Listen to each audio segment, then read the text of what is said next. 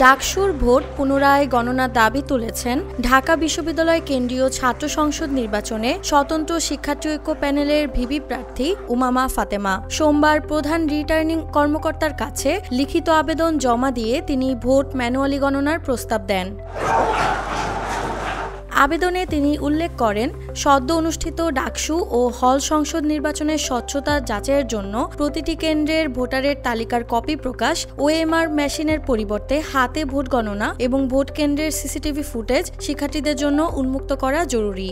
এতে শিক্ষার্থীরা নিজেরাই নিশ্চিত হতে পারবেন প্রকৃত ফলাফল কতটা সঠিক। বাংলাদেশের একমাত্র স্মার্ট সিটি বসুন্ধরা এখন আরো নিরাপদ, আধুনিকতায় আরো এক ধাপ এগিয়ে। গত ৯ সেপ্টেম্বর অনুষ্ঠিত নির্বাচনে ভিপি পদে জয়ী হন ছাত্র শিবির সমর্থিত ঐক্যবদ্ধ শিক্ষার্থী জোটের প্রার্থী সাদিক কায়েম। তিনি পেয়েছিলেন ১৪,০৪২টি ভোট।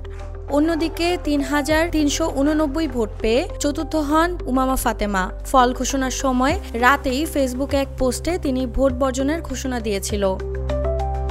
উমামার এই নতুন আবেদনের পর শিক্ষার্থীদের মধ্যে নতুন করে আলোচনা শুরু হয়েছে। অনেকের মতে ম্যানুয়াল ভোট গণনা হলে ফলাফলের নিরপেক্ষতা নিয়ে বিতর্কের অবসান ঘটতে পারে।